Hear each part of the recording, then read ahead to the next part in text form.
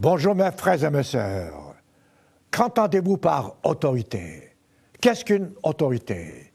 Y a-t-il une autorité dans votre vie? Certes, vous direz, et vous avez raison, car voyez-vous, vous êtes toujours sous autorité en ce bas monde. Où que vous soyez, quel que soit votre poste, votre travail, vous êtes toujours sous autorité. Nous avons l'autorité familiale, l'autorité gouvernementale, autorité civile, autorité judiciaire, et aussi nous avons évidemment autorité divine. Je me rappelle l'histoire d'un jeune homme qui voulait se soustraire à l'autorité de ses parents. Il ne voulait pas être sous l'autorité de ses parents. Savez-vous ce qu'il a fait? Il est allé être dans le service militaire. Et ce faisant, il ne s'est pas rendu compte que vraiment s'inscrire au service militaire, c'était la pire des choses qu'il aurait pu faire pour éviter l'autorité. Et pourtant, c'est la meilleure décision qu'il avait prise.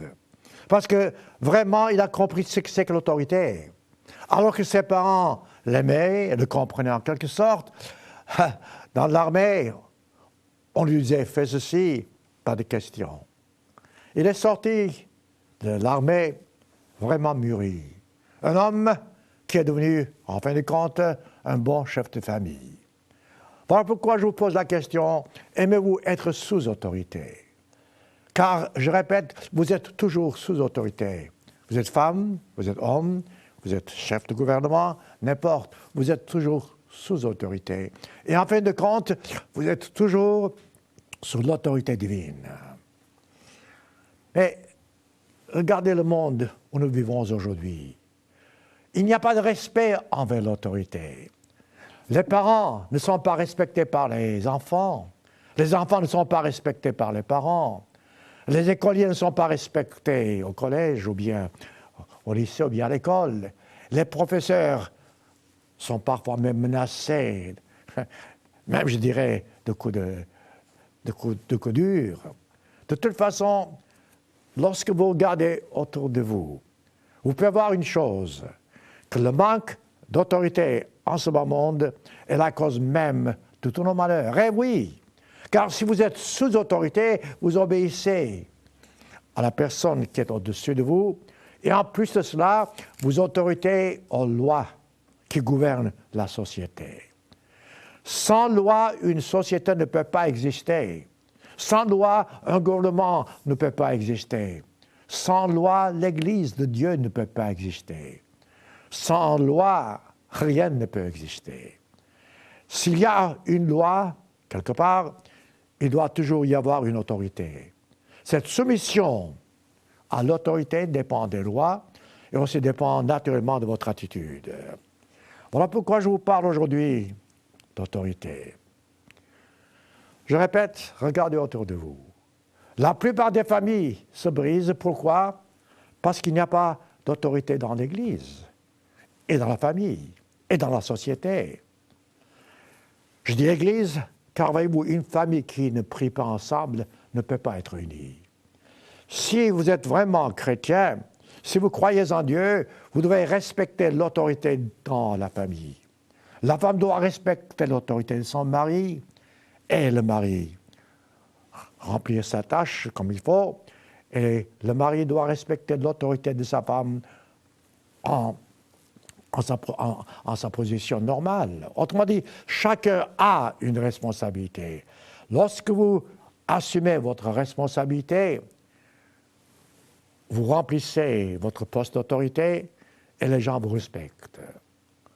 Mais voyez-vous, le respect est une grande partie d'autorité. Ce n'est pas une question de dire « c'est moi qui commande ». Non, ce n'est pas la façon d'exercer l'autorité. Vous dites « c'est moi qui commande », dès ce moment-là, vous avez presque perdu votre autorité. Vous devez toujours inspirer l'autorité. Lorsque les gens vous regardent, vous voient, ils doivent s'inspirer de vous, de votre exemple, de votre attitude, de votre politesse, de vos manières, de votre amour. Ce faisant, voyez-vous, alors vous pouvez dire oui, vous inspirez l'autorité. Savez-vous, mes amis, et qu'un jour, ça sera bientôt, lorsque le Christ reviendra sur cette terre, il va nous montrer ce que c'est l'autorité finale, l'autorité divine, l'autorité dans tout ce que nous faisons. Et il va nous montrer, comme il nous montre aujourd'hui dans la Bible, exactement comment suivre l'autorité, comment être heureux en ce bas monde. Mais parlons un peu d'Église, de l'Église de Dieu. N'importe quelle Église, que ce soit païenne ou non, évidemment, d'une façon générale, une Église, dira-t-on, n'est pas païenne, mais ça c'est autre chose. Mais dans l'Église de Dieu, ou dans une Église chrétienne quelconque, mettons, il doit y avoir une autorité. De même que dans une famille quelconque, que ce soit une famille, mettons, instruite ou non, pauvre ou non, riche ou non, dans n'importe quelle famille, pour qu'il y ait vraiment de l'harmonie, il faut de l'autorité. Le père, la mère, les enfants. Mais tout ça, c'est uni par le respect. Si les parents ne respectent pas leurs enfants, ils ne peuvent pas exercer l'autorité, ce n'est pas possible.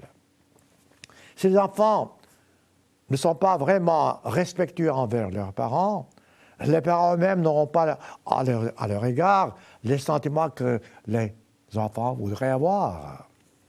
Mais vous direz, quelle est la solution? La solution, c'est tout simple. Comprendre que dans ce monde, nous sommes nés pour une raison. Nous sommes nés pour devenir un jour membres de la famille divine. Là encore, c'est l'autorité. Nous sommes nés pour apprendre la façon de nous soumettre à l'autorité. Car quel que soit notre avenir, je parle maintenant de l'avenir éternel, nous serons toujours sous autorité. Cette autorité suprême, évidemment, c'est Dieu le Père. Maintenant, revenons au point de départ. Nous sommes nés, dès notre naissance, nous sommes sous autorité, c'est notre maman qui nous protège, qui nous commande, qui nous dit ce qu'il faut faire, ou bien plus tard le père, et en fin de compte, à l'école, ainsi de suite, et nous devenons des adultes qui ont peut-être compris ce que c'est que l'autorité, ou des adultes qui ont peut-être grandi sans avoir compris, ni appris, ni voulu apprendre ce que c'est que l'autorité. Et maintenant, regardez autour de vous. Vous voyez deux sortes de gens. Ceux qui savent ce que c'est que l'autorité, et qui l'exercent, qui apprennent, et ceux qui ne savent pas. Ceux qui sont disposés à obéir, et d'autres ne le sont pas. Je répète, votre bonheur, votre succès, votre avenir dépend de votre attitude envers l'autorité. La Bible, c'est quoi? La Bible, c'est le livre d'instruction que notre Dieu, le chef suprême, et le Christ, son Fils, nous ont donné pour apprendre comment nous soumettre à l'autorité. La Bible est pleine de lois. Ces lois nous permettent comment vraiment respecter l'autorité. Le respect d'une loi quelconque nous montre comment obéir à l'autorité. Et tout ça, c'est pour notre bien, voyez-vous.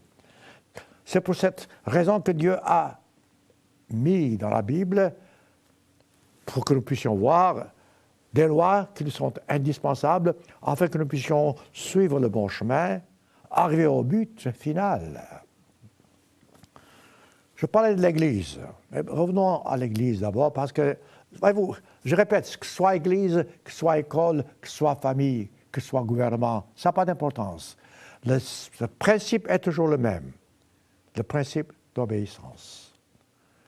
Et cette obéissance ne vous rend pas nécessairement plus petit que les autres. Au contraire, le Christ a dit que ceux qui servent sont, à ses yeux, plus grands que ceux qui sont servis, si vous voulez.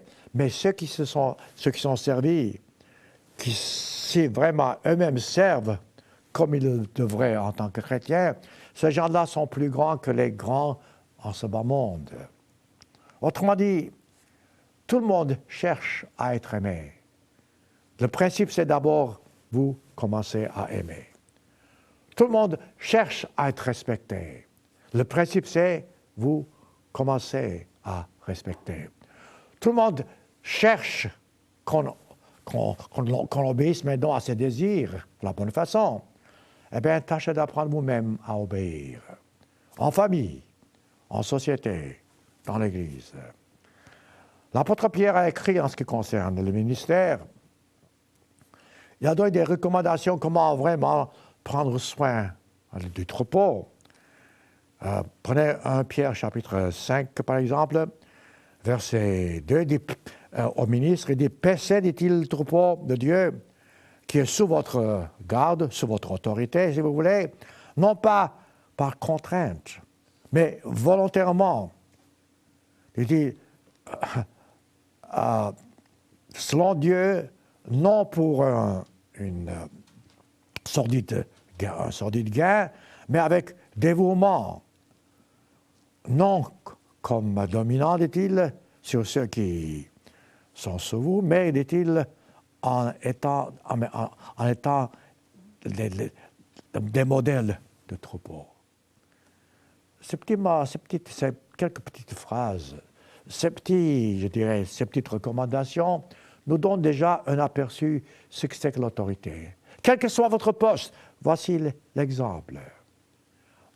Agissez toujours comme quelqu'un qui commande, mais qui aime, qui comprend, qui aide, afin que vous puissiez vous grandir, croître, vous approcher de votre but.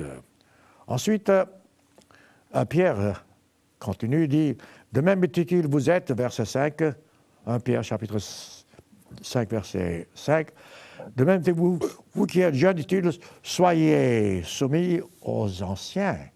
Intéressant. Regardez autour de vous aujourd'hui. La plupart des jeunes ne sont pas soumis aux anciens. Je parle maintenant évidemment de la société, mais ici il est question de l'Église, mais ça n'a pas d'importance. Le principe est le même. Savez-vous pourquoi? Écoutez, si vous êtes père de famille, vous dites à votre enfant de faire quelque chose, si vous-même vous ne le faites pas, vous êtes hypocrite et votre enfant ne va pas vous obéir.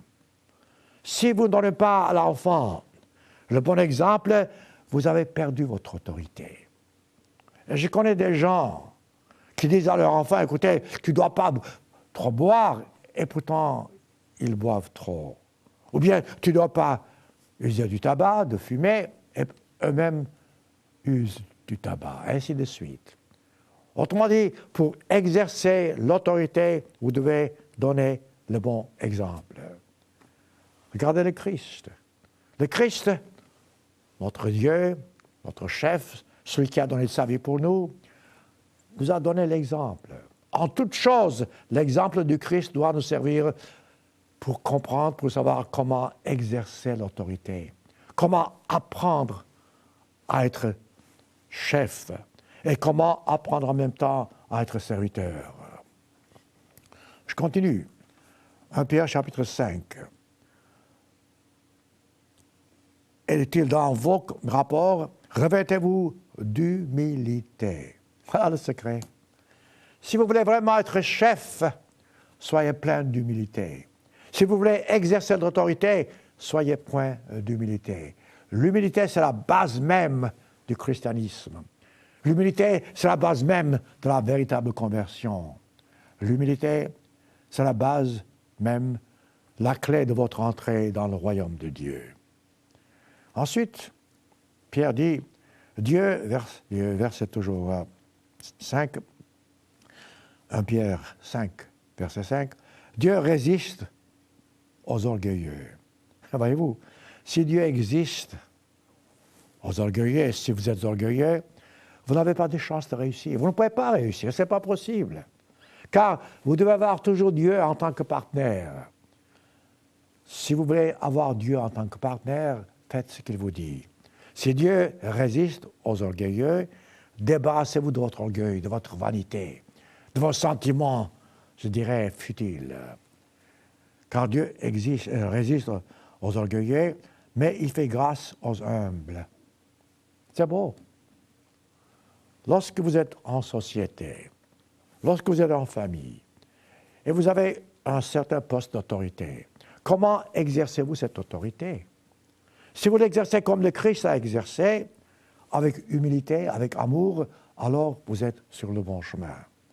Par contre, si vous faites comme les gens de ce monde font, avec âpreté, dureté, méchanceté, orgueil, égoïsme, dans ce cas-là, vous avez perdu votre autorité.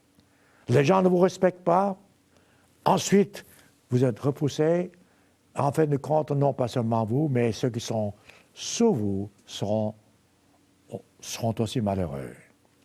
Commencez-vous à comprendre? Dieu résiste aux orgueilleux. Ensuite, Pierre ajoute au verset 6, « Humiliez-vous donc sous la puissante main de Dieu, afin qu'il vous élève au temps convenable. » C'est-à-dire, en temps utile, voyez-vous, nous serons tous, en fin de compte, nous arriverons au but. Car il y a un but dans ce bas monde. Le but final pour chacun de nous, c'est d'entrer dans le royaume de Dieu. Ça, c'est évidemment un peu, je dirais, exagéré ici, mais pour le moment, dans ce que nous faisons, nous arriverons au but.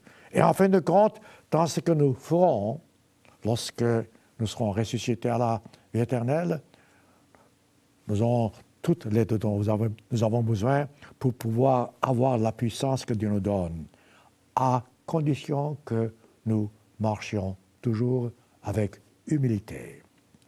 Ensuite, dit-il, déchargez-vous, dit-il, sur lui, sur Dieu, de tous vos soucis. Vous savez, ça, c'est la chose la plus difficile. Eh oui.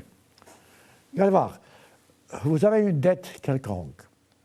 Vous avez un ami qui vous dit, écoute, t'as pas peur, je prendrai soin de cette dette. Et pourtant, vous commencez à vous soucier de votre dette. C'est ridicule. Votre ami vous a promis de prendre soin de votre dette. Si vraiment vous pouvez lui faire confiance, laissez-le. Comme ça, ne continuez plus à faire du souci. Ici, la même chose. Voyez-vous, Dieu vous dit, écoutez, dit-il, déchargez-vous de tous vos soucis. Et mettez ces soucis sur le compte du Christ. C'est du reste ce que le Christ a dit dans Matthieu. Il a dit, écoutez, dit-il, venez à moi, vous qui êtes chargés, vous avez un fardeau, laissez votre fardeau sur mes épaules. Incroyable. Dieu vous demande de laisser vos soucis, vos fardeaux sur ses épaules, et pourtant vous ne le faites pas. Et je ne le fais pas. Je ne le fais pas souvent ou bien toujours, je dirais. Je ne laisse pas mon fardeau sur les épaules de Christ. Je pense le laisser, ensuite je le reprends avec moi dès que j'ai terminé ma prière. C'est comme ça que nous le faisons souvent. Nous nous rendons, nous nous mettons à genoux, nous prions Dieu. Écoute, Dieu, prends soin de mes problèmes, je te prie. Ensuite, lorsque nous nous levons, et voilà que nous reprenons nos soucis avec vous. Je sais, je suis tout aussi coupable que vous. Mais ce faisant, nous ne respectons pas la parole de Dieu et l'autorité de Dieu. Parce que Dieu est notre autorité suprême. Lorsqu'il nous dit quelque chose, nous devons lui obéir. C'est dit, laisse ton fardeau sur mes épaules.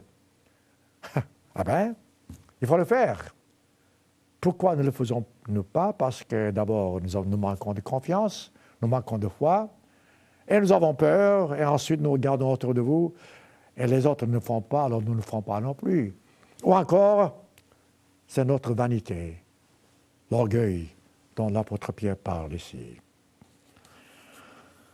C'est étrange parce que durant les 3 ans et demi du ministère du Christ, le Christ a eu, certes, des rapports avec tout le monde, des publicains, des riches, des pauvres.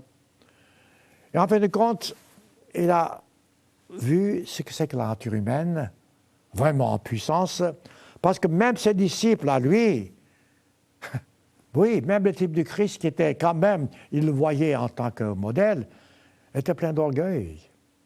Ah bon? Ça vous surprend? Des gens comme Matthieu, Marc, lui, etc., des gens, des disciples du Christ étaient orgueilleux. Marc chapitre 10. C'est pas pour critiquer, c'est pour vous montrer comment nous sommes nous tous et comment nous, chacun de nous, nous devons vraiment changer. Dans Marc chapitre 10, c'est tout près de la Pâque du reste, lorsque le Christ allait souffrir. Voilà que un groupe de disciples s'approche du Christ, Marc 10, verset 35, et lui pose une question. Écoutez, si vous avez une personne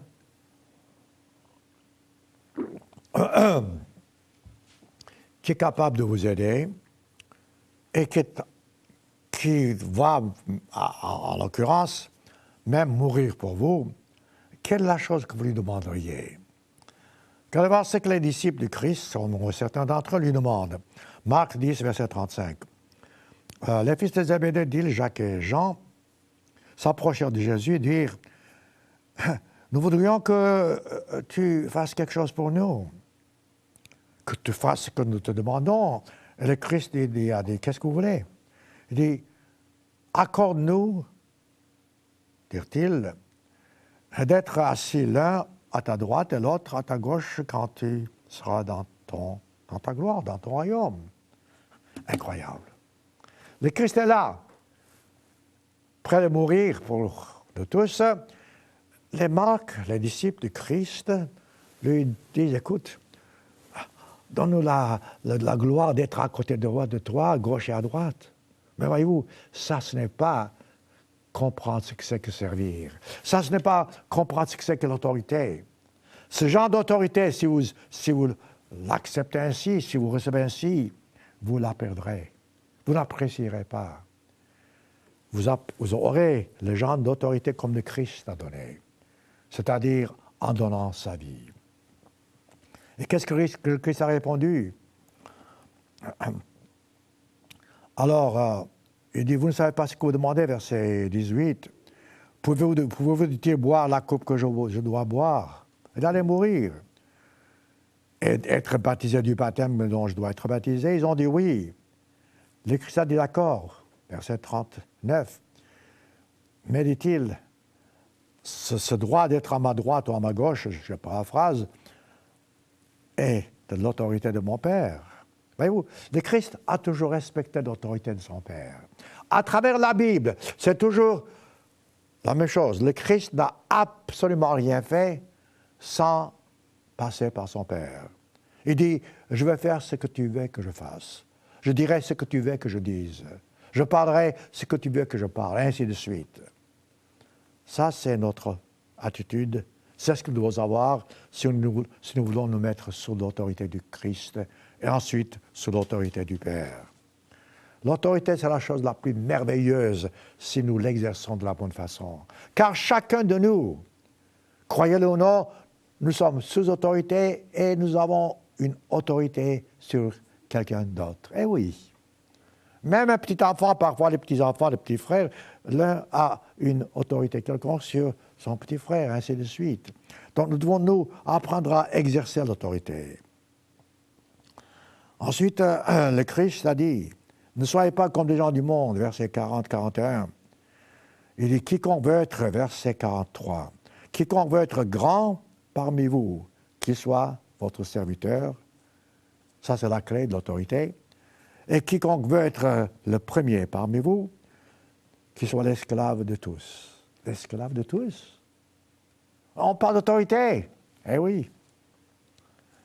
Et vous, lorsque vous comprenez la Bible, lorsque vous exercez l'autorité de la bonne façon, de la propre façon, vous saurez ce que c'est que vraiment l'autorité suprême. Dieu veut que nous puissions, nous, parvenir à l'autorité qu'il nous accorde. Mais pour arriver à cette autorité, nous devons apprendre à obéir. Sans obéir nous-mêmes à l'autorité, nous n'aurons jamais l'autorité que nous cherchons à avoir. Et je répète, nous tous en ce monde, nous sommes sous autorité et nous avons une petite autorité sur quelqu'un d'autre. Dans Éphésiens chapitre 5, l'apôtre Paul nous dit ce que c'est que l'autorité au sein de la famille. Je répète, la plupart des mariages aujourd'hui se brisent. Les couples se séparent. Pourquoi? Par manque d'autorité, par manque d'amour les uns envers les autres. Si la femme ne remplit pas ses fonctions au sein de la famille, il ne peut pas y avoir d'autorité. Si le mari ne remplit pas ses fonctions au sein de la famille, il ne peut pas y avoir d'autorité. Et l'autorité que l'un ou l'autre exerce doit être fondée sur l'amour pur, l'amour véritable. Non pas « c'est moi qui commande », non, mais c'est moi qui voudrais savoir ce que je peux faire pour que ta vie soit plus heureuse. L'homme doit chercher à rendre la vie de sa femme plus heureuse. La femme doit chercher à faire de même. Les parents doivent chercher à rendre la vie de leurs enfants heureux, plus heureux. Comprendre, prendre le temps de les écouter. Eh oui, de les écouter. Souvent, les enfants ont de bonnes idées, vous savez, mais on les repousse. Prenez le temps de converser avec les enfants. Prenez le temps d'écouter. Et surtout, prenez le temps de passer des moments agréables avec les enfants, à discuter avec eux. Ce faisant, vous avez une autorité respectable. Ils vous respecteront. Mais si vous les repoussez, si vous n'avez pas le temps pour vos enfants, ils ne vous respectent pas. Votre autorité est vaine sur eux. Et donc, ils vont ailleurs dans les rues chercher l'amour qu'ils n'ont pas trouvé chez eux, chez vous. Alors nous en sommes. Le sujet de l'autorité est indispensable dans notre croissance chrétienne, au sein de la famille, au sein de l'Église, au sein de la société. Éphésiens chapitre 5, disais-je. Ici, l'apôtre Paul nous montre exactement comment exercer l'autorité. Verset 21. Ce verset, souvent, on laisse de côté, voyez-vous. Il dit, « Vous soumettant les uns aux autres dans la crainte du Christ. » Voilà le secret de l'autorité. Nous soumettre les uns aux autres dans la crainte du Christ. La crainte, c'est-à-dire dans le respect des enseignements du Christ. Parce que la crainte de Dieu, c'est le respect des commandements qu'il nous donne. Plus nous respectons les commandements de Dieu, plus nous craignons Dieu. Ensuite, Paul dit aux femmes leur poste principal dans la famille. Là, alors, voyez aujourd'hui,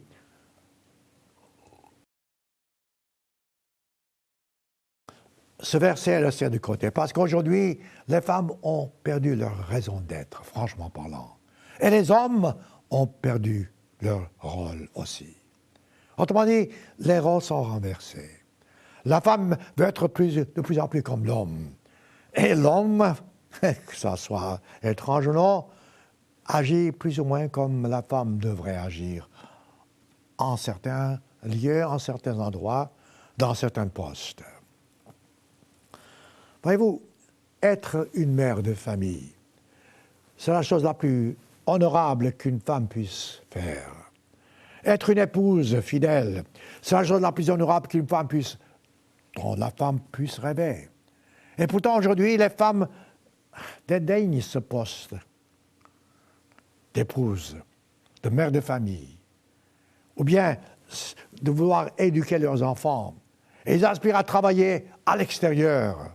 Certes, je sais, nous avons besoin de travailler dans un monde où l'argent est devenu maître, je sais. Je ne condamne pas les femmes qui travaillent.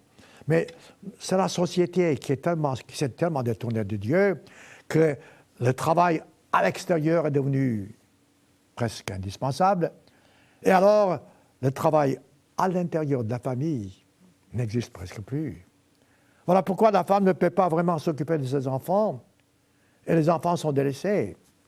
Si la femme aujourd'hui pouvait vraiment obéir à Dieu comme Dieu le dit dans Éphésiens chapitre 5, versets 23, 22, « Femmes, soyez soumises à vos maris comme au Seigneur. » Voilà le secret. Vous savez, souvent j'ai parlé avec des gens, ils disent « Monsieur Appartient, vous ne comprenez pas. Mon mari, je ne peux pas le respecter. Mon mari, je m'excuse du terme, c'est un imbécile. À ce point-là. Bon, la Bible ne vous dit pas que vous devez vraiment obéir à un mari qui n'a pas de sens, qui n'a pas de compréhension. Votre soumission à votre mari doit être comme au Seigneur.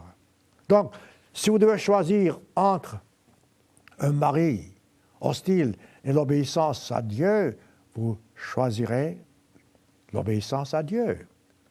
Mais ici, donc, il est question de personnes qui sont converties. Si vous êtes une femme, vous devez obéir à votre mari comme au Seigneur. Car le mari est le chef de la femme. Mais voyez-vous, là encore, les femmes ne veulent pas entendre parler de ce verset. Être le chef de la femme, ici, signifie aimer sa femme, respecter sa femme, chercher ce qui est bien pour sa femme. Autrement dit, comme le Christ a donné sa vie, si le mari pouvait vraiment aimer sa femme de cette façon, la femme aimerait avoir un mari comme ça. D'une façon générale, les femmes aiment avoir quelqu'un qui les conduise de la bonne façon. Mais souvent, les maris ne sont pas capables d'être chefs de cette façon-là. Voilà pourquoi les femmes deviennent de plus en plus comme les hommes, pour ainsi dire. Mais dans une famille idéale entre guillemets, dans une famille véritablement chrétienne, la femme doit être soumise à son mari. Si les deux prient ensemble, si les deux prennent des décisions ensemble, il y aura du respect, il y aura de l'entente, il y aura de l'amour. Un amour qui va durer, non pas se terminer par divorce. Donc, aujourd'hui, je répète, de par les circonstances, la plupart des femmes ne sont plus ménagères. Travaillent à l'extérieur, abandonnent des enfants. Ou bien, souvent même, elles gagnent plus que leur mari. Je me rappelle l'exemple d'une femme, et je me suis appartient, vous parlez de travail. Mon mari n'a pas d'éducation, bon, n'a pas de métier, bon. Moi, c'est moi qui gagne notre pain dans la famille. Et je ne vais pas plus loin. Je ne sais pas pourquoi ils sont d'abord mariés, mais de toute façon, en fin de compte, elle est devenue le chef de la famille. Alors on dit, comment voulez-vous que je respecte mon mari? C'est moi qui fais tout. À vous la réponse. Il faut éviter ces circonstances dès le commencement. Mais le fait est que si nous tous, nous faisions ce que Dieu le dit, et que la femme se soumettait à son mari comme au Christ, et le mari aimait sa femme comme le Christ aime l'Église, comme c'est marqué ici, vous auriez des familles différentes. Regardez ce que vous avez aujourd'hui. Beaucoup de couples ne veulent pas se marier. C'est le mariage en commun, enfin, la vie en commun, par mariage.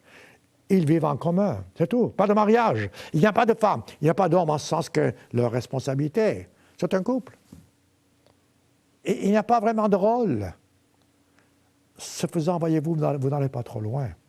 Ce faisant, non pas seulement vous transgressez les lois divines, mais vous perdez de vue ce que c'est que l'autorité. La femme la plus heureuse serait celle qui se soumet à l'autorité de son mari, qui serait converti, le mari, et qui respecte les uns les autres. Dans ce cas-là, vous aurez une famille heureuse, vous aurez des enfants heureux, et il n'y aurait pas de concurrence. Être le chef de famille ne signifie pas être plus important. Non. Regardez voir le Christ. Le Christ a donné sa vie. C'est du reste ce que Paul ajoute au verset 25. Marie, dit-il, aimez vos femmes comme le Christ a aimé l'Église. Il s'est livré pour elle. Il a donné sa vie pour l'Église. Et soyez purs, dit-il, je paraphrase. Et afin que vous puissiez aussi être irrépréhensibles, irréprochables. C'est ainsi, verset 28, que les maris doivent aimer leurs femmes comme leur propre corps. Regardez autour de vous. Il n'y a pas beaucoup de couples qui puissent dire qui sont qualifiés à ce point-là. Je sais. Mais on doit viser à arriver à ce but-là. Nous ne sommes pas parfaits, aucun de nous n'est parfait. Mais si moi, en tant qu'homme marié, je fais ma part, et que j'aime ma femme comme le Christ m'a aimé, si je remplis mes responsabilités, et si ma femme en fait autant, nous aurons une famille heureuse. Et les choses iront beaucoup mieux dans notre vie. Voyez-vous, ça c'est l'autorité.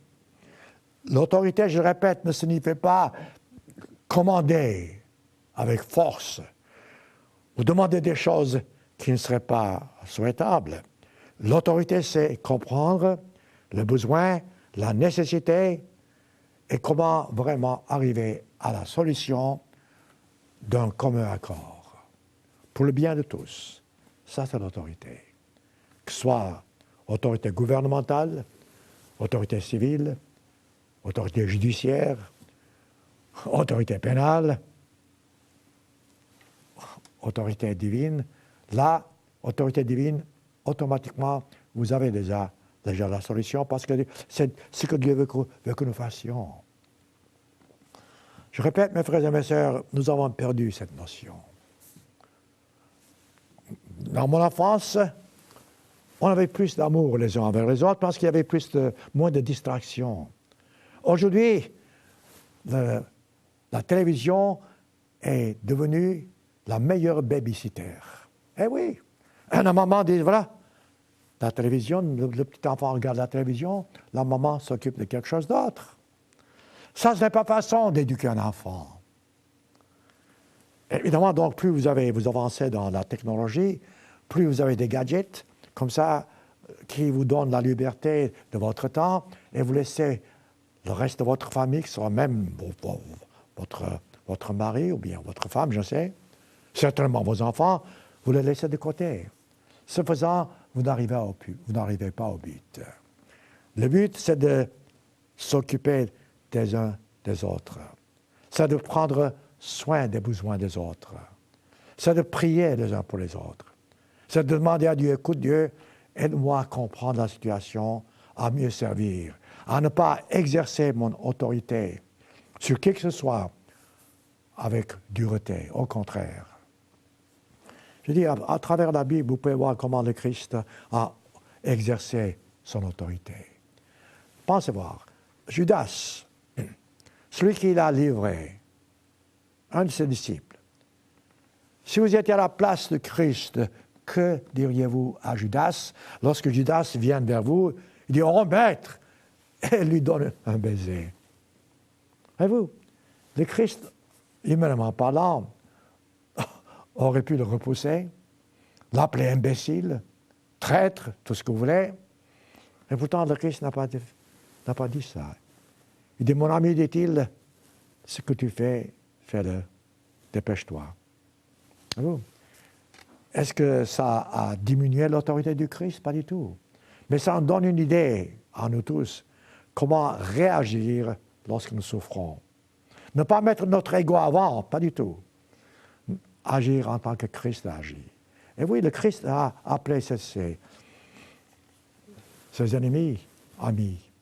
Souvent dans la Bible, vous verrez, il dit, ami, mon ami, pourquoi tu fais cela? Combien de fois, lorsque vous conversez avec quelqu'un, vous l'appelez mon ami? Et combien de fois vous le traitez en tant qu'ennemi? Ce faisant, voyez-vous, vous pouvez voir la différence entre autorité et, je dirais, esclavage.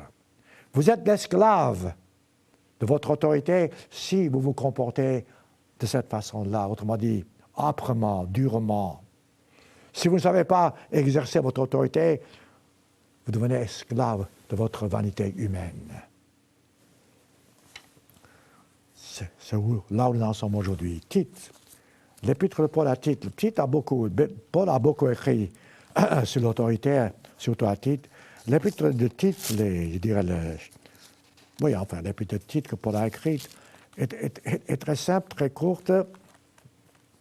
Et dans cet épître, Paul vraiment nous donne l'essentiel même de ce que c'est qu'être à l'autorité. Une petite épître de 3 chapitres, Paul donne exactement, clairement, le poste de chacun des membres dans une famille. Par exemple, chapitre 2, il dit au vieillard, homme, ce qu'il faut faire, je ne le lis pas, mais je continue, vous n'avez qu'à lire vous-même, aux femmes âgées, ce qu'elles doivent faire. Parce que, voyez-vous, chacun a un poste. Une personne âgée, un homme, a beaucoup de choses qu'il peut faire. Il doit d'abord être modéré, tout ça, mais être dans la voie chrétienne pour pouvoir donner le bon exemple. La femme âgée elle-même, qu'elle puisse donc donner le bon exemple à ceux qui sont jeunes. Ensuite, il parle aux jeunes, verset 6, lisez-les vous-même. Enfin, nous avons, la plupart de nous qui sommes membres de l'Église, nous avons vu ça, mais lisez-les et mettez-les en pratique. Il dit de même, les jeunes, dit-il, les jeunes gens, soyez modérés. Pourquoi est-ce que Paul dit ceci? Pourquoi est-ce qu'il dit que les femmes âgées ne doivent pas beaucoup boire? Elles ne sont pas les seules, non, mais voyez-vous, il y a cette tendance. Lorsque vous êtes jeune, vous avez cette tendance-là à vraiment être, comment dirais-je, ne pas être modéré. Et voilà pourquoi Paul dit au verset 6, « Soyez modérés, te montrant toi-même utile à tous égards un modèle de bonne œuvre. » Fantastique. Vous savez, une petite phrase, mais ça dit tout. Sois un modèle de bonnes œuvres en toutes choses. Mettez ça sur un petit bout de papier, mettez dans la poche. Sois un modèle de bon exemple en toutes choses, de bonne œuvre. Fantastique. Nous devons, voyez-vous, c'est ce que vous devez faire, c'est ce qu'il doit faire. Ensuite, il parle aussi aux serviteurs, c'est-à-dire à ceux qui sont, entre guillemets, donc, esclaves ou bien serviteurs. Verset 9, exhorte les serviteurs, dit-il, parce qu'il parle au patron, exhorte, dit-il, les serviteurs à être soumis à leur maître. Donc, nous devons exhorter, nous devons enseigner, être soumis à leur maître, à leur plaire en toutes choses, à n'être point contredisant, à ne rien dérober, voilà, à montrer, dit-il, toujours une parfaite fidélité. Ça va être des petites phrases, mais ça vous donne la façon d'être vraiment chrétien. Voilà, si vous voulez vraiment savoir quelle autorité, voilà. Lisez, exercez-les. Vous verrez la différence dans votre vie. Les gens vous respecteront. Lorsque vous parlez, les gens vous écouteront. Parce qu'ils voient par votre exemple que vous faites vous-même ce que vous dites, et non pas seulement dire. Donner un ordre ne signifie rien si vous-même, vous ne respectez pas cet ordre. Donner un ordre ne veut absolument rien dire si vous ne savez pas comment donner cet ordre. S'il n'y a pas d'amour, s'il n'y a pas de compréhension, s'il n'y a pas de compassion, vos efforts sont vains. Donc, il en montrait leur toujours une parfaite mise afin de faire, dit-il, verset 10 toujours, titre chapitre 2, afin de faire honorer en tout la doctrine de Dieu, notre Sauveur. Voyez-vous, dans la Bible, ça revient toujours à nos rapports entre Dieu et nous. Étrange. Non, ce n'est pas étrange parce que, voyez-vous, nous sommes ici pour un but. Ce but, c'est pour un jour devenir enfant spirituel de Dieu. Donc, tout ce que nous faisons maintenant, c'est par rapport à Dieu. Nos rapports en famille, nos rapports entre amis, doivent toujours être guidés par les exemples que Dieu nous donne dans la Bible. Et ces exemples sont toujours montrés, donc, le rapport qu'il y a entre nous et notre Dieu. Dans Romains chapitre 13, vous savez, il y a tellement de versets dans la Bible, mais Romains 13, c'est un autre chapitre intéressant, car c'est un chapitre-là que souvent nous négligeons. Nous regardons autour de vous, nous regardons de nous voyons de l'injustice humaine, et il y a l'injustice humaine. Nous regardons la corruption dans le gouvernement, dans tous les pays, presque. Et ensuite, nous devenons juges. Ça, ce n'est pas notre affaire. Nous ne sommes pas juges envers ceux qui ont de l'autorité sur nous. Je répète, une personne qui a l'autorité sur moi, ce n'est pas moi qui suis son juge. C'est l'individu au-dessus de lui qui est le juge. En fin de compte, c'est Dieu. Laissez Dieu juger, pas vous. Je dis cela parce que lorsque vous lisez Romains 13, vous direz, mais ce n'est pas possible. Regardez ce qui est écrit. Romains 13, verset 1. Que toute personne soit soumise aux autorités supérieures. Mais, comme je dis, il y a toujours des gens qui sont au-dessus de nous, supérieurs. Donc, je dois être soumis à ces autorités.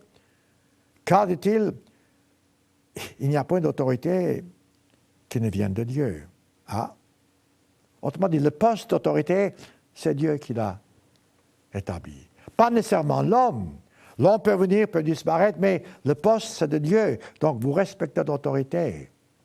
Et ce faisant, vous ne jugez pas, ou bien jugez entre guillemets, la personne qui occupe ce poste, mais vous respectez l'autorité que cette personne occupe. Ensuite, Paul explique cela, que toute autorité existe par Dieu. C'est pourquoi dit-il, celui qui s'oppose à l'autorité, voyez-vous, c'est le principe, résiste à l'ordre que Dieu a établi. Et ceux qui résistent attireront une condamnation sur eux-mêmes. Ça revient à vous, voyez-vous, vous ne vous rendez pas compte. Vous pensez faire bien, pourtant, ce faisant, autrement dit, ne pas obéissant aux autorités, ça tombe sur vous. Donc ne jugez pas ceux qui sont en autorité sur vous, gouvernement, quel que ce soit, s'ils agissent mal, laissez Dieu prendre soin. En temps utile, je vous garantis, Dieu prendra soin. Pas à votre temps, mais en son temps à lui. Ça, vous savez, c'est une expérience que j'ai faite dans ma vie, une expérience dure. En tant que ministre, bon, je conseille, donne des conseils aux gens, je les aide, mais moi-même, je suis toujours humain. J'ai aussi le même problème. Et je voudrais parfois que Dieu fasse les choses quand je le lui demande. Vous savez quoi? Ça n'arrive pas comme ça. Moi aussi, je dois apprendre la patience. Je demande une chose dans mon esprit, je suis sûr que Dieu devrait agir tout de suite, mais il ne fait pas. Alors, j'apprends la patience, j'apprends l'obéissance, et je dis aux autres, écoutez, faites la même chose. Attendez que Dieu fasse les choses en son temps. Ça, c'est le secret du bonheur. Ce que vous demandez à Dieu, si c'est selon sa volonté, Dieu accomplira cette demande à condition que vous soyez patient. La patience est une vertu indispensable dans votre croissance.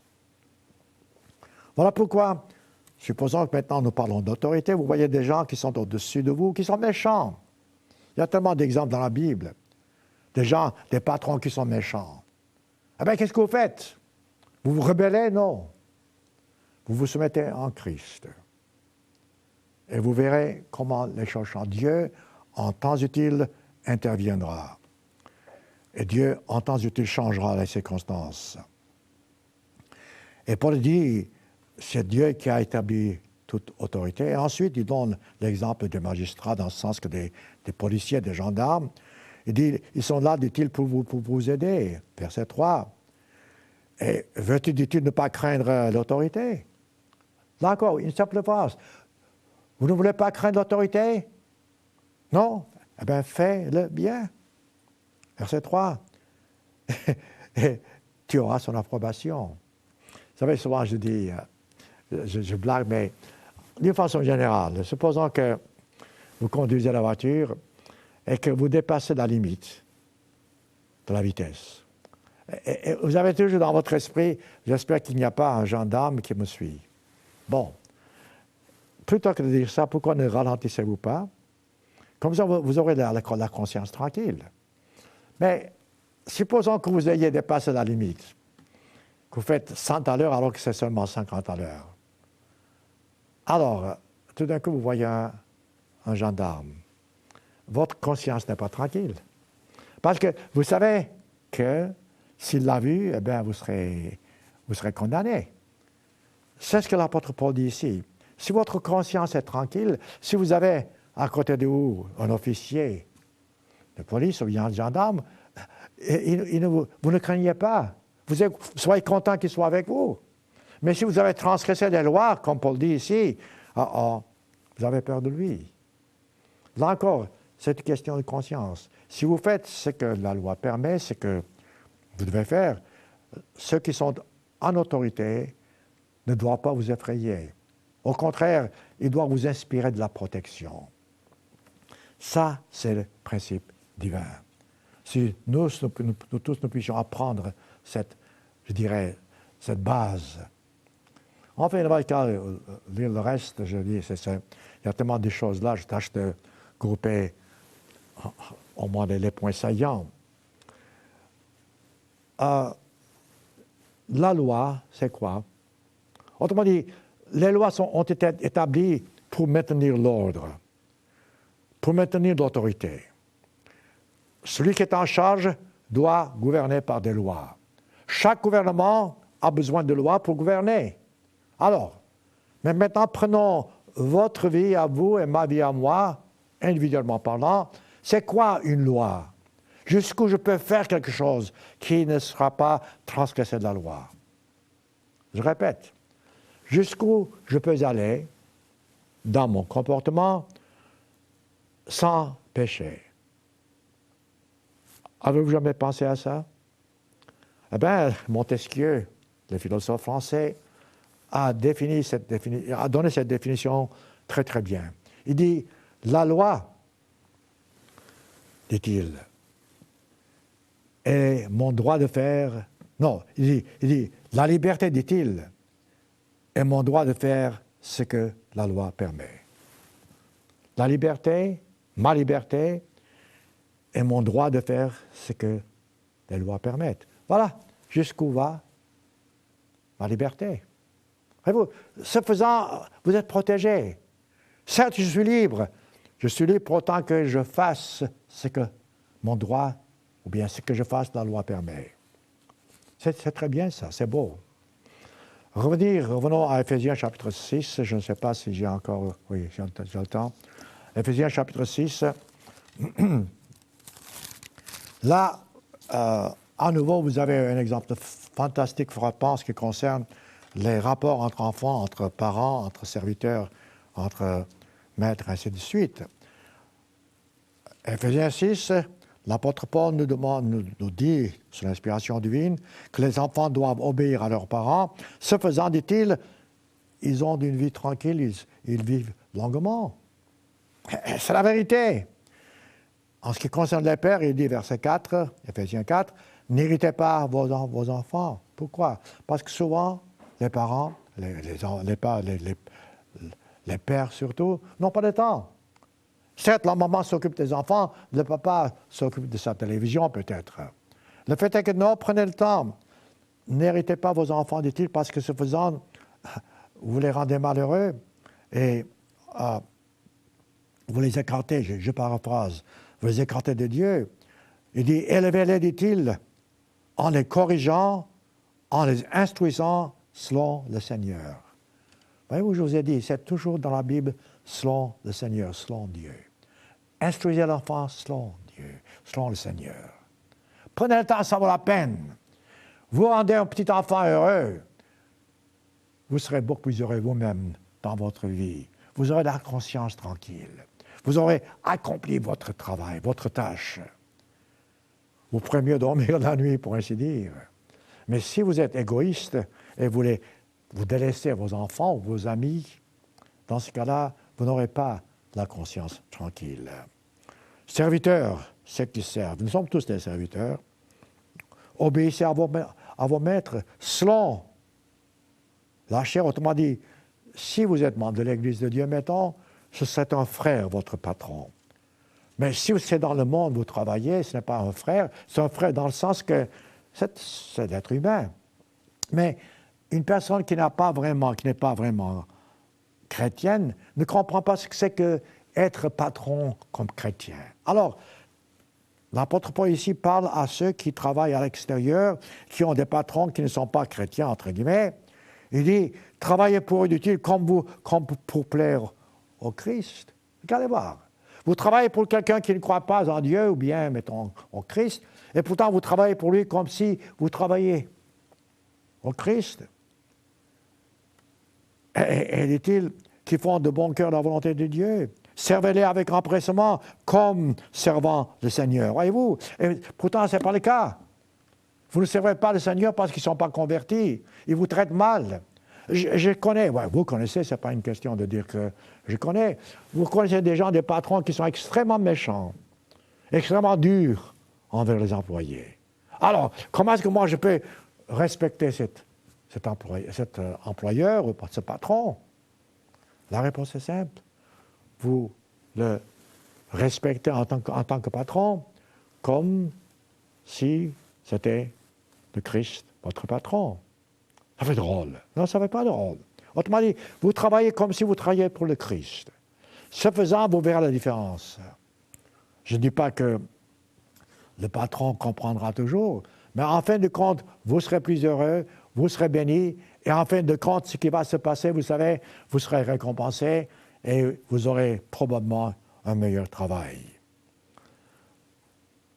Souvent, les gens profitent de quelqu'un qui est membre de l'Église, mettons. Ou bien, parce qu'il est un membre, il faut que je profite de son amitié. Non. Au contraire, celui qui est avec vous, membre de l'Église, eh bien, si cette personne vous rend service, vous devez franchement de payer plus même que vous payerez quelqu'un de l'extérieur. Parce que ce travail qu'il va faire, cet homme qui est chrétien, ce sera un meilleur travail que celui qui n'est pas chrétien. Enfin, ça, c'est une autre histoire. Ensuite, dit-il, les patrons, maintenant, il parle au patron, au maître, verset 9.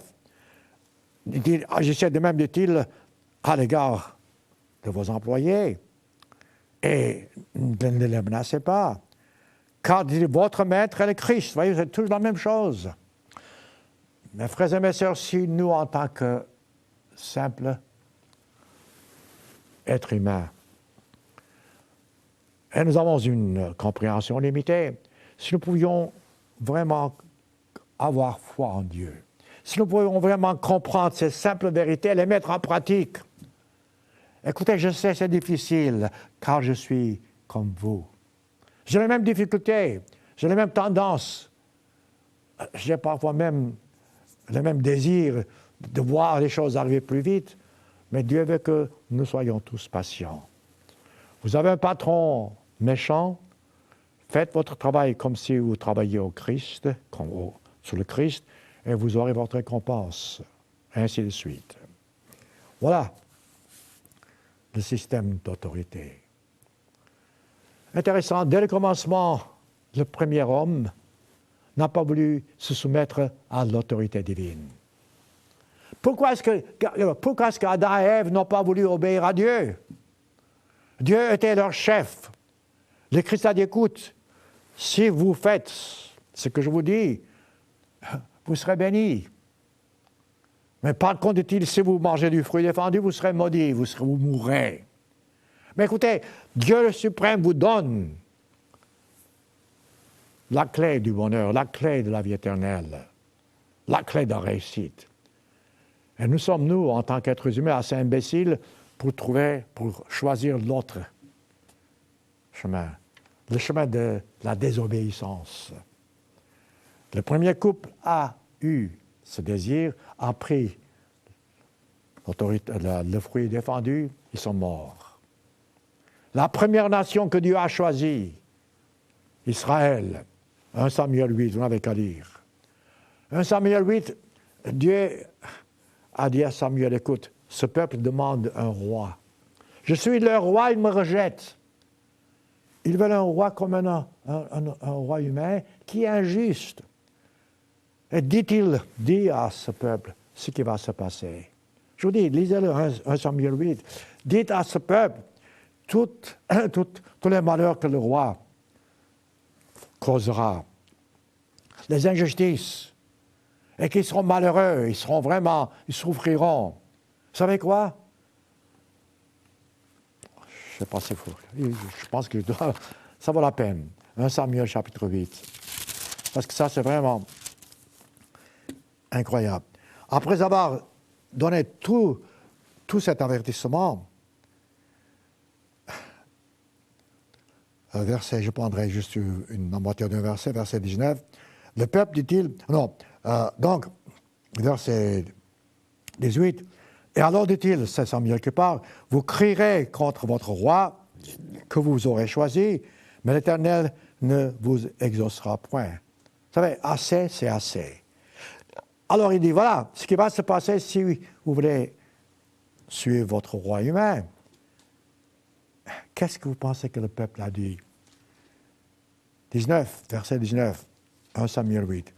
Le peuple refusa d'écouter la voix de Samuel.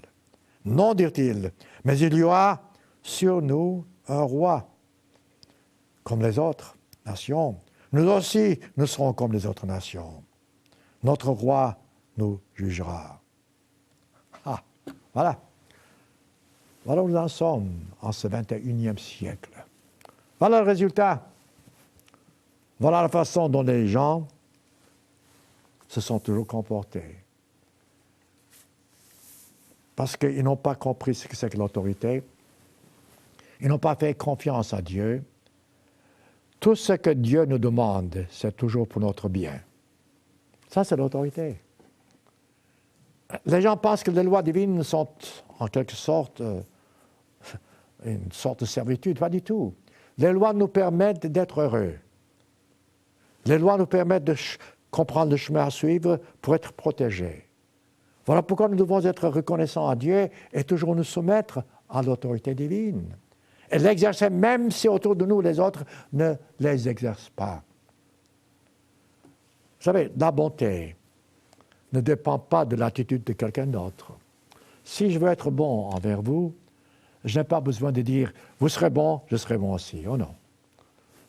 Si j'ai la bonne attitude, je serai bon pour vous, même si vous êtes très méchant envers moi.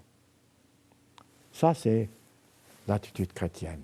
Ça, c'est donc soumission à l'autorité. Car ce faisant, vous arriverez au but. Ce n'est pas toujours facile, je le sais, mais c'est la seule façon de parvenir au but.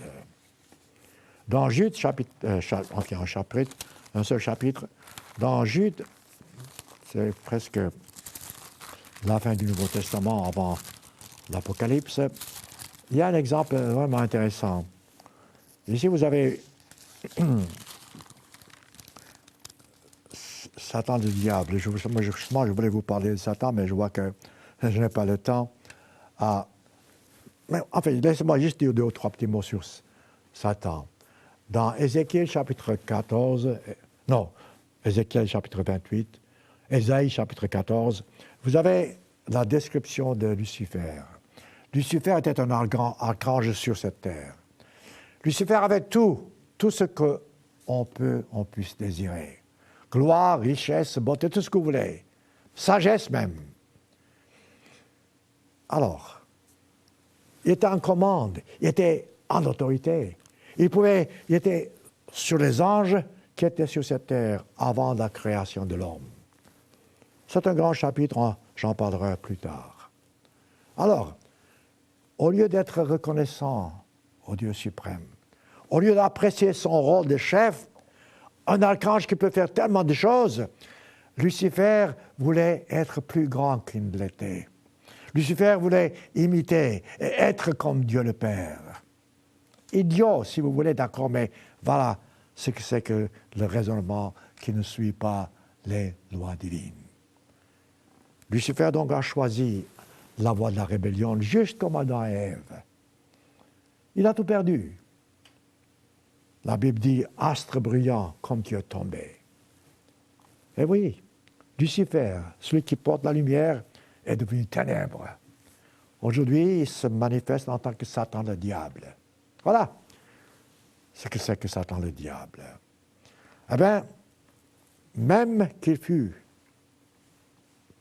Satan le diable, il est encore, par la permission divine, en charge d'un poste qu'il doit occuper jusqu'à ce que le Christ arrive. Eh oui, ce monde est toujours, encore, sous l'administration, entre guillemets, de Satan. Dieu est toujours le chef. Dieu permet à Satan de faire ce que celui-ci veut faire. Dieu permet, je répète. N'ayez jamais peur de Lucifer.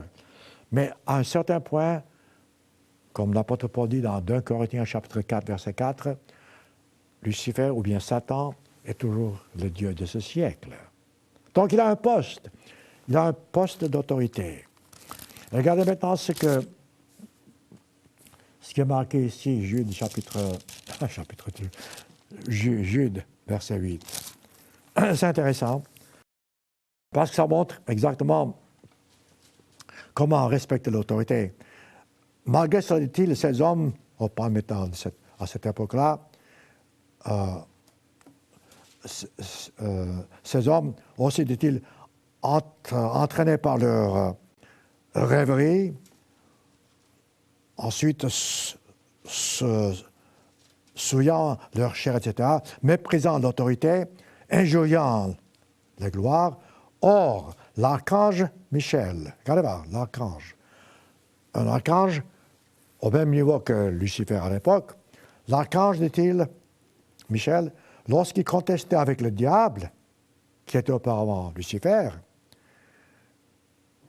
et lui disputait le corps de Moïse, n'osa pas porter contre lui, contre Lucifer ou bien le diable, un jugement injurieux, mais il dit que le Seigneur te réprime. Ça, c'est fort, vous savez. Autrement dit, à cause de l'autorité de Satan, le diable encore,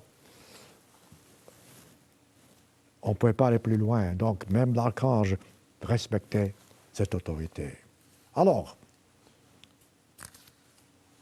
résumons de tout. Nous sommes dans un monde aujourd'hui qui a perdu le sens de l'autorité. Nous sommes devenus juges au lieu de devenir des serviteurs. Nous voulons créer nos propres lois. L'autorité suprême ne nous donne pas cette liberté. Rappelez-vous, ma liberté consiste à faire ce que la loi permet. La loi ne me permet pas de faire mes propres lois pour arriver au but. C'est Dieu et Dieu seul qui est en commande. Et Dieu seul qui nous dit comment vraiment arriver au but. Le Christ est venu établir son Église sur cette terre. Cette Église est fondée sur le Christ. Cette Église est fondée sur les lois de Dieu. Cette Église est fondée sur ce que nous appelons le vrai christianisme. Cette Église doit nous enseigner ce que c'est que l'autorité. Mes frères et mes sœurs, mes amis, si vous voulez trouver le chemin du bonheur, prenez cette Bible et cherchez dans cette Bible les exemples ou les questions d'autorité. Vous serez surpris. Vous serez surpris combien de fois vous verrez comment Dieu nous montre le chemin d'obéissance à l'autorité. Même parfois, quand ça dépasse la compréhension humaine, faites ce que Dieu vous dit. Et c'est toujours Dieu qui doit avoir préférence. C'est toujours Dieu qui doit avoir la supériorité dans la décision. Ce faisant, vous serez toujours bénis. Éphésiens chapitre 4, pour terminer. Éphésiens chapitre 4, un autre chapitre magnifique, où nous avons accès à l'autorité. L'apôtre Paul nous dit au sein de l'Église ce que c'est que l'Église. Ce que c'est que l'autorité dans l'Église.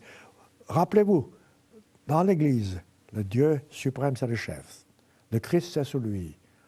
Ensuite, sous lui, nous avons des postes d'autorité, mais ces postes d'autorité sont toujours fondés sur les commandements de Dieu pour faire le bien aux autres, pour aider, pour accomplir la tâche sous l'administration divine. Éphésiens 4, verset 1. Je vous exhorte donc, dit-il, moi le prisonnier, parce qu'il était prisonnier à cette époque, dans le Seigneur, à marcher d'une manière digne de la vocation, Éphésiens 4, 1, de la vocation qui vous a été adressée. Ça commence en toute humilité. C'est la base. En toute humilité et douceur. Voilà l'autorité. Comment exercer l'autorité? Humilité, douceur, patience, en supportant les uns les autres avec amour. C'est incroyable. Ça, je ne comprends pas. C'est tellement simple. Je me fâche contre moi-même parce que c'est... Pourquoi est-ce que je ne le fais pas? Dieu nous donne clairement exactement ce que c'est que d'être maître, d'être en charge de quelque chose. Et dire, avec patience, avec amour, vous efforçant de conserver l'unité de l'esprit pour le lien de la paix. Prenez le temps de lire ceci. Prenez le temps de méditer ces choses. c'est ça l'étude de la Bible. Et de méditer. Il y a un seul esprit, un seul Dieu, un seul corps, l'Église. Une seule foi, un seul baptême, un seul Dieu, Père de tous. Voyez-vous, et le ministère que l'Église a au sein de l'Église, enfin, au sein de la Bible, au sein de l'Église, Dieu a établi son ministère pour le perfectionnement de l'Église. Ceci est marqué dans les versets suivants. Alors, où en sommes-nous? Vous et moi, aujourd'hui, nous sommes sous autorité, quel que soit notre poste. Nous sommes sous autorité, quel que soit le pays où nous habitons. Nous sommes gouvernés par des lois locales, civiles, pénales. Nous devons obéir à ces lois comme nous obéissons au Christ dans le Seigneur. Un jour, ce faisant, lorsque nous entrons dans le royaume de Dieu, nous saurons ce que c'est que l'obéissance. Nous saurons comment exercer l'autorité. Nous saurons ce que c'est que le respect. Car en fin de compte, rappelez-vous, vous ne demandez pas à être respecté. Vous inspirez le respect. Une fois que vous avez cette compréhension, votre présence à ceux qui sont autour de vous doit inspirer du respect. Est-ce le cas? La réponse dépend de vous. Ça dépend de votre attitude. Ça dépend de votre intention, désir, effort même de faire ce que Dieu vous demande. Car Dieu veut que vous puissiez être maître, seigneur, patron, chef, si vous voulez, pour autant que vous sachiez comment porter ce titre comme le Christ lui-même a porté ce titre, et porte ce titre, et portera ce titre à tout jamais.